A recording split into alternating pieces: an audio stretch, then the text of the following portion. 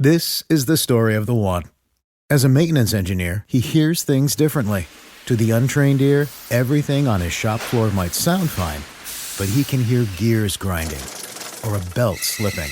So he steps in to fix the problem at hand before it gets out of hand. And he knows Grainger's got the right product he needs to get the job done, which is music to his ears. Call, click Grainger.com, or just stop by. Grainger, for the ones who get it done. What's the easiest choice you can make? Window instead of middle seat? Picking a vendor who sends a great gift basket? Outsourcing business tasks you hate? What about selling with Shopify? Whether you're selling a little or a lot, Shopify helps you do your thing, however you cha-ching. Shopify is the global commerce platform that helps you sell at every stage of your business. From the launch your online shop stage to the first real-life store stage, all the way to the did we just hit a million orders stage. Shopify's there to help you grow. Whether you're selling scented soap or offering outdoor outfits, Shopify helps you sell. Wherever and whatever you're selling, Shopify's got you covered. Sign up for a $1 per month trial period at shopify.com/try. Go to shopify.com/try now to grow your business, no matter what stage you're in. Shopify.com/try.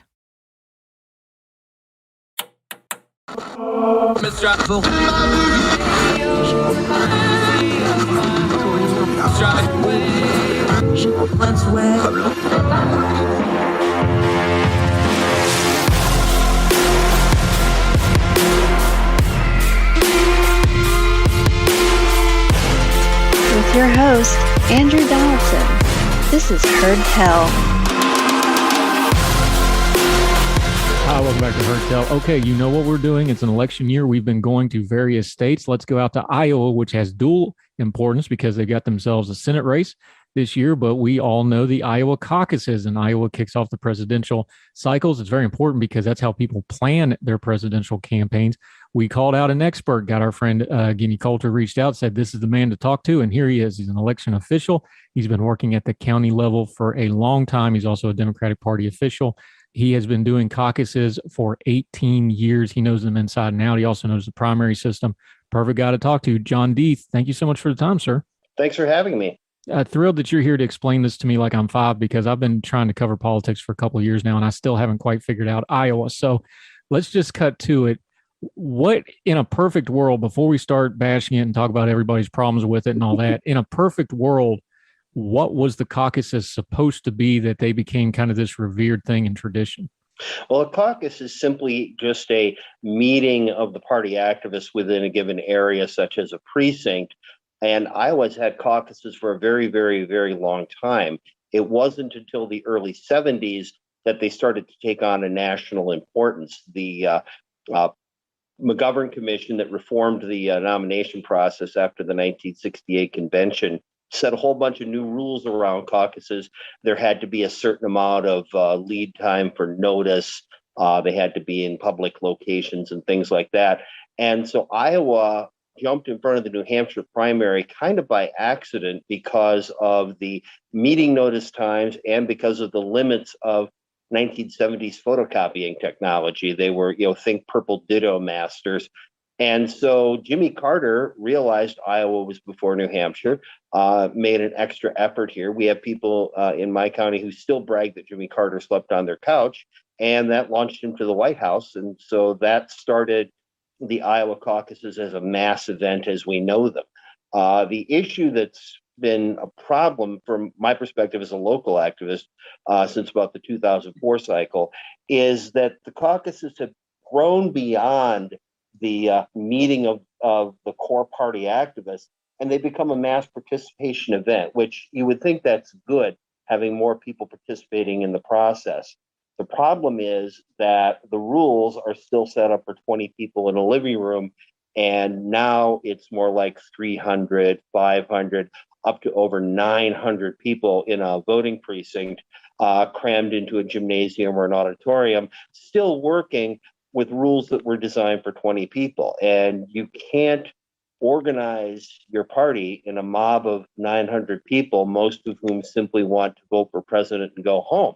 all you can really do is the crowd control and the anger management. And that hasn't been going as well. The optics were just horrible. You have a lot of cases, there's school gyms, places like churches in a lot of these cases, and they're just absolutely overflowing. We saw the optics of 2020 where you have, you'd have a church building, you'd have the auditorium, and then the whole outside of the church, and then you have the line outside, and they're trying to take TVs out there.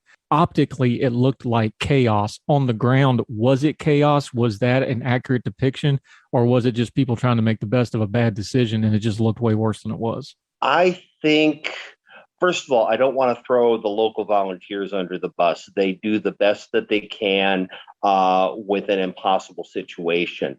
The problem is that enough rooms that are big enough just don't exist. Once you get above about the size of a grade school gym that'll hold maybe 200 people, spaces are few and far between. The average Iowa caucus goer went to a caucus of 191 people, which has got that gym already pretty full. In my county, Johnson County, which is the most Democratic in the state, more than half our precincts were over 300 people. And the more new people that get involved who aren't familiar with the rules and the folkways, the more confusion there is, and the more, frankly, anger that there is. They don't understand why they have to stand around and wait so long when all they want to do is vote and go home. One of the complicating things is that the Republicans have a completely different set of rules that really pretty much are vote and go home. But the Democrats, everything in Democratic nomination politics is centered around proportional representation, which is why you're grouping into groups that have to add up to more than 15% of the room, and you have the realignment periods and things like that. But a lot of people just aren't interested in those things. They want to cast their ballot, have their vote for president recorded, and then go home and have an evening. Yeah, talking to John Deeth out in Iowa. Let's start there, though. 2020, the obvious thing happened is by the time they figured out who won the Iowa caucuses, we were already on to the next state. Actually, we were already basically in South Carolina by the time they got that sorted out. That's just not viable when these campaigns. I bet you could tell me right now which presidential candidates for 2024 are already starting to set up shop in Iowa, can't you? Like, they put so much time and effort into this. It's becoming a return on investment issue because the winners aren't really translating to the greater race.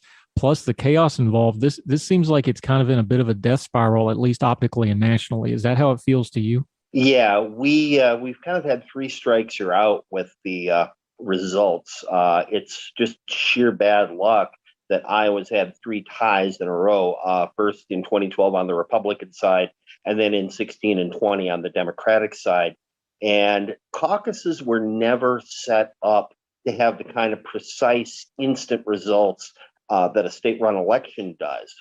It's not about how many people voted for so-and-so. A caucus is really about electing delegates to a next level of convention. And so instead of using the infrastructure of the 99 county election offices, which is where I work for my day job, they are relying on an all-volunteer network of people who are trying to report into a state party. And that was a recipe for disaster, as we found out in 2020 on the Democratic side. Is it funny? I guess it's irony, though, is you talk about the way the caucuses became national because of the limitations of photocopying and ditto machines. That's the purple ink stuff for people like me old enough to remember it from. Mm-hmm. And as I say that, lots of us can smell that instantly from our school days. That was limiting that what got it. Is it kind of a little bit of an irony that the new technology, the limitations of that is the thing that might actually finally kill off the Iowa caucuses, at least in their traditional form? Well, there's a number of things that are combining to kill off the Iowa caucuses. And I recently told my county party that I'm not going to organize them anymore. I don't mind hard work, but I mind futile work. And I felt like I was enabling a process that just isn't right. The results reporting process was the biggest meltdown in 2020. I think the precinct volunteers did the best they could managing the crowds, although there were, sharp tempers because you're in a highly contested, highly competitive race. But people did the best they could, but then they couldn't report the results. depending upon who you believe, that was either the Iowa Democratic Party's fault or the DNC's fault. I'm not going to go into the blame there. But the thing is, Iowa's already got an infrastructure of 99 election offices staffed by professionals who know how to count votes and report election results, and yet we're not using that. We're relying on a network of volunteers, and that just isn't. That's just not cutting it in the 21st century. Yeah, John Deeth out in Iowa joining us. We know there's a lot of pride involved. There's a lot of I don't know how you want to call it, but interstate rivalry with New Hampshire about who gets to go first. That's on the national level. Yeah, that's on the national level, though. The people that actually have to do these elections, the volunteers, the professional poll workers, where are they at it? Because they're the ones that are really carrying the burden here. Are they ready for a change over to a primary system, even despite the national? I mean, I know nobody wants to give up their power and prestige, but are the workers like, okay, this has got to change, y'all killing us? Well, there's really two separate questions going on with Iowa right now: caucuses versus primary, and first in the nation. And I've been focused on caucuses as a system because I'm not going to, stand here and argue my state shouldn't be first. Of course, that's kind of fun. But there are a lot of the rank and file activists like themselves who are starting to stand up and say, first can no longer be an excuse for a bad process. We haven't even touched on it yet, but one of the biggest problems with the caucus is that you have to be in person, physically present to participate. There's no real absentee process. You can't request a mail ballot and vote it at home in secrecy. You have to be at a meeting. And even our attempt at including people who couldn't attend, which was satellite caucuses, you were still looking at having to be at a specific place at a specific time. My wife missed 2 caucuses in 2008. The boys were too little to go. And in 2016, she got hit with mandatory overtime at work. So she didn't get to participate until 2020. Good grief. John Deeth out in Iowa. One more thing on the caucuses, just to wrap it up. The National Party is obviously making some pushes for change. They bring up things like Iowa's diversity. They bring up things like the antiquated caucus. Do you think the first in the nation and the caucus is combined? Can they be bifurcated where you get one or not the other? And which one would you prefer? How do you see this playing out between now and 2020? Because they basically got to the end of this year. They're going to have to make a decision here one way or the other. So what do you think it's going to play out? It's hard to say. One of the biggest factors in how Iowa has set up its rules has been this kind of trying to read the tea leaves of Bill Gardner, the New Hampshire Secretary of State, who recently retired. And we didn't want to do anything that upset him that might make him move New Hampshire in front of Iowa. The other issue is that Iowa's Republicans, who are in full control of the state government, likely will be for the near future, are not interested in changing anything about their processes. The Democrats cannot unilaterally enact a primary without a change in state law, and the Republicans don't want to change state law. So what I'm focused on right now is reforms that the Iowa Democratic Party can do that can make the caucuses something closer to a primary election. Now, I understand Iowa, there's this, we're too old, we're too white, we're not diverse enough. My only argument to that, and again, I'm not against my state going first, is Iowa is full of the kind of voters that the Democratic pack, if we're ever going to build a comfortable margin in national elections, if we're ever going to keep control of the Senate, we're going to have to win back rural voters. But first, and the caucuses are separate questions. My priority is dealing with the caucus process. A bad process can't be an excuse anymore just because we want to stay first. Yeah, it's a good point, because if the process is bad, it really doesn't matter if you're first, second, or 50th, does it? Exactly. If you can't go because you had mandatory overtime, what good is being first? Yeah. Talking to John Deeth out in Iowa. We're going to take a quick break on Heard Tell. When we come back, we're going to get into a little bit of Iowa politics, past and future. They got themselves a Senate race out there that we're going to have to pay a little bit of attention. More with John Deeth right after this on Heard Tell. Welcome back to Heard Tell, talking to our buddy John Deeth out in Iowa, which is more than just cornfields. They do elections and such out there as well. John, let me ask you something that has been in Iowa's recent political history, I think might have some bearing on a national story now. Granted, it's on the Republican sides, and that's not your side, but you're there on the ground. You talk to these folks. There's been a lot of Republicans. Yeah, it's okay to talk to each other. It never hurt anybody. But that's the point here. We have on the Republican side some really problematic Congress people. People are debating what to do. Y'all had this not too long ago. You had Steve King. He got heavily censored. He got his committee stripped, and then he lost his primary after being, basically ostracized from the party. That wasn't that long ago, 2-3 years ago. You went through that process as a state. I don't understand why we're not doing that with this current rash of really problematic congressmen, but it can be done, and Iowa showed that it can be done. Well, it was fascinating, that primary, because the groundwork for defeating Steve King was laid in 2018 by J.D. Scholten, who was a Democrat who came within a couple of points of winning that very, very deep red district. And after that happened, the Republican leadership in the state was actually concerned that with high presidential turnout, King could actually lose to a Democrat. And so they got together and they got behind Randy Feenstra, who eventually defeated King in the primary. Scholten ran again, didn't do nearly as well against the less toxic opponent, but now Scholten just announced for a state legislative seat, and he's an exciting young rural leader who is going places in Iowa.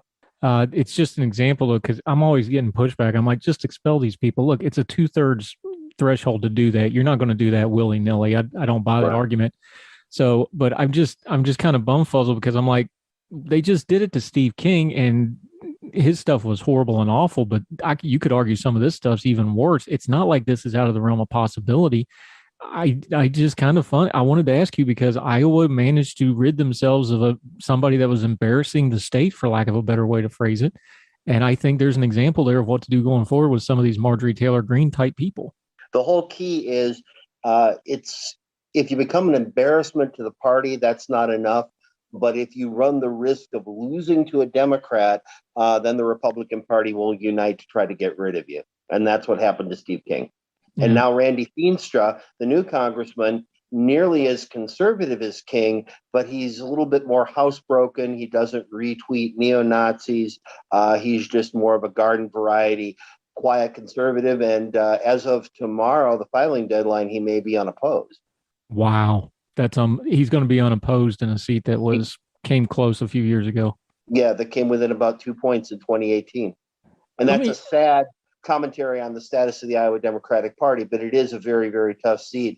The thing about Iowa is that on a state level, it's very difficult to win because the western part of the state is so red. But because of our clean districting system, we have 3 congressional districts out of our 4 that are actually quite competitive. Talking to John Deeth. Okay. Let's talk about the man who has unquestionably mastered getting a statewide race done, Chuck Grassley. He is, I guess, an institution would be the only way. Long-standing family in Iowa. He's been a senator forever. We talk about Joe Biden being too old. Chuck Grassley is 10 years older than him. To his credit, he is one of the best Twitter followers of all the senators because he tweets just some bonkers stuff that is great, great fun, including deer on the highway, but we'll get into that some other time. Assume dear dad. Yeah, what do you do? Chuck Grassley initially was not going to run again. Then he decided to run again. Does he have any danger in this race? Is there any real contest to speak of here? I hate to say this as a good Democrat, but I have to be honest and rank Grassley as a strong favorite. Now, he's not as strong as he was in the past. He used to win re-election with margins like 70% and attract a lot of crossover Democratic support. But starting with 2010 and even more so in 2016, the state started to polarize more. Those Democrats have come back home and voted for the Democratic nominees. The problem is the baseline support for Democrats in Iowa has dropped dramatically starting with about the 2010 cycle. So he wins with 62, 65% instead of with 71%, but that's still a win. And just for perspective, Chuck Grassley was first elected to the Senate in 1981. I was born in 1980, and I'll be 42 in May. So he's been there a little bit. Yeah, he is older. He's been in the Senate since before his main opponent, Abby Finkenauer, was born. So let's talk about her. Abby Finkenauer is presumably the Democratic nominee. She's still got to go through the process, but they had the embarrassing situation of Cross not being able to rustle up a few thousand signatures, which is amazing. She's kind of running a pretty low-key campaign. She made a little noise about term limits, What's your read on her? We don't think she'll win, but is she going to be doing anything to elevate herself or the party here? I think the party activists are fairly solid behind Finkenauer, though Admiral Michael Franken is also a pretty strong candidate, and there's some party activists who believe he would be a better match in the general election against Grassley. There's a third candidate, Dr. Glenn Hurst, who's kind of from the Sanders wing of the party. He may draw 10 or 15% in the primary, so he's not much of a factor. I would say the smart betting money would be Finkenauer, but the race isn't really over yet. What do you think the issues will be? Because again, when you have a race that's probably not in a whole lot of doubt unless something screwy happens, it becomes a messaging sort of thing. What do you see the messaging in Iowa to be from somebody like Chuck Grassley, who can pretty much do anything he wants electorally, but you kind of pay attention to what message they push when all the pressure's off because they tend to go to what they really want to talk about. What do you see from the Republican side and the Democratic side messaging-wise coming out of this race? I see probably a lot of party boilerplate. The state has polarized a lot in the last decade, and so it becomes a matter, especially in a midterm, of getting your base out. So there's going to be a lot of discussion. There's going to be a lot of Pelosi comparisons. There's going to be a lot of Trump comparisons, things like that. The only real vulnerability that Chuck Grassley has is his age. The problem is Iowa's an old state. It's considered really bad manners to say somebody is too old to serve. So Finkenauer is trying to go at it sideways by talking about term limits, which puts her in the odd position of self-term limiting herself were she to win in her mid-40s. And that's the other problem, is that term limits aren't particularly popular among Democrats. And when you're the party that believes in government, it's harder to argue for term limits than when you're the party that doesn't believe in government. There's also kind of a near consensus that Republicans don't try to deny very hard that Grassley's not looking at serving out the full term. He's looking at a resignation at some point. And then the two leading candidates to replace him by appointment would be either Pat Grassley, his grandson, who's currently Speaker of the Iowa House, or Governor Kim Reynolds. Is that how you read it? Because a lot of people, when he kind of changed course on that, was like, this is a succession plan more than an actual plan to serve out the term. Is that how it feels to you? That's kind of how it feels to me. There was a register poll several months ago that had a large percentage of people wanting someone new. But when they're faced with the choice of, okay, that someone new would be a Democrat, then they're likely just to go back to the Republicans. Now, Grassley does have a primary challenge from State Senator Jim Carlin, who's a little bit more Trumpy than Grassley is, but that's not really a very serious challenge. John Deeth out in Iowa. All right, let me ask you this. You're a local level party official. Let's project ahead of time to when we will be talking about Iowa a lot, 2024. I know we got to get through the midterms first, but the way Iowa was, as soon as these midterms are over, you're going to start getting people start showing up at events and schools and barbecues and all kinds of fun stuff. What's your read on 2024? I know people want to talk about Joe Biden isn't going to run again, but I think if there's breath in the man's body, he's going to run again. And I also, quite frankly, think, and I'm not a Democrat, you are, you tell me, I think he's the only one that can get a coalition together that they're going to need to win in 2024. Do you see it differently? Do you think Biden's the guy, or do you see some other option here? Looking back at 2020, I was a Warren guy, and I was very enthusiastic for Senator Warren. But I think in retrospect, Joe Biden was probably the only person who could have won, because he was the only person who could attract what I would call the normie moderates, who were sick of Trump, but were just not comfortable with somebody like a Warren or a Sanders. So I think most of the Democratic activists are working under the assumption that the president is going to run for another term. So the action is going to be on the Republican side. And of course, there's an 800-pound gorilla on the Republican side right now. Will Trump run or won't he run? I think in the end, he probably won't end up running.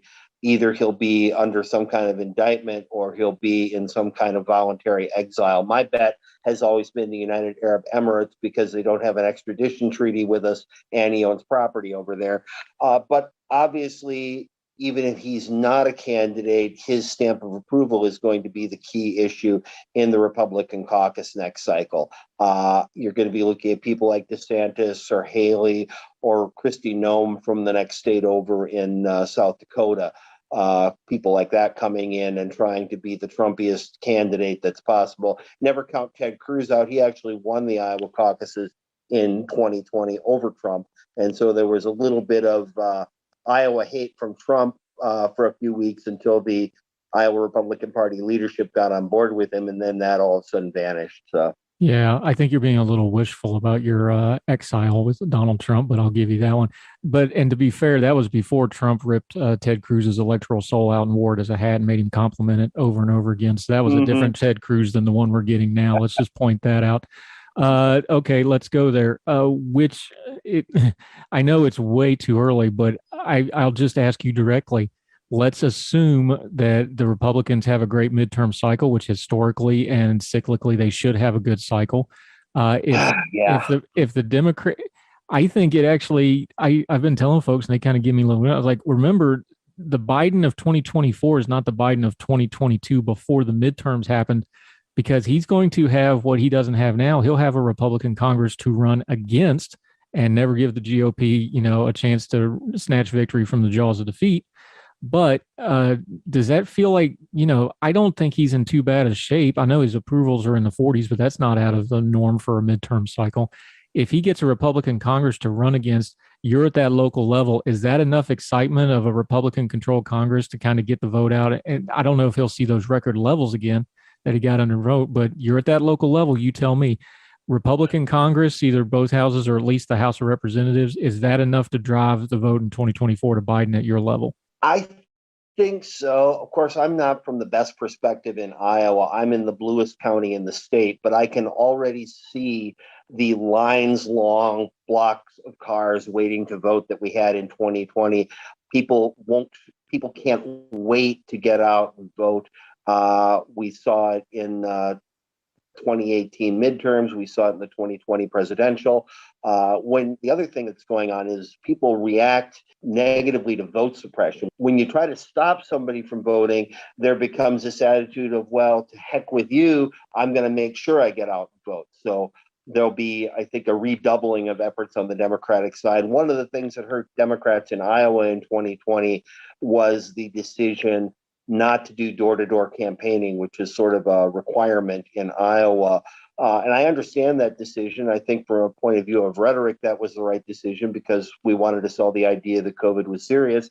We also didn't want our field organizers to be risking their lives in the period before we had vaccines. But now there's been an almost universal consensus that we have to get back on the doors and we have to be talking to voters face to face in Iowa. And I think Iowa Democrats will probably see friendlier faces than they expect. The question is whether it's going to be enough because that western end of the state is just so red. Yeah, John Deeth, outstanding insight into Iowa. It is an election year, so we'll be checking back in with you later on, I'm sure. Let folks know where they can follow you. You actually wrote a 5-piece thing on your own blog, jdeeth@blogspot.com. Make sure you go read that. Excellent background material, a lot more in-depth. But let people know where they can follow you on social media and what you got going on, sir.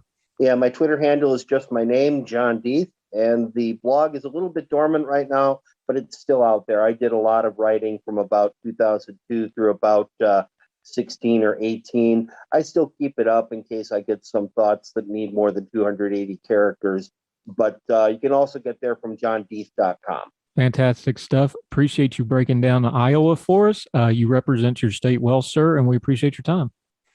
All right. For the ones who know safety isn't a catchphrase, it's a culture. And the ones who help make sure everyone makes it home safe. For the safety-minded who watch everyone's backs, Grainger offers supplies and solutions for every industry, as well as safety assessments and training to keep your facilities safe and your people safer. Call, click Grainger.com, or just stop by. Grainger, for the ones who get it done.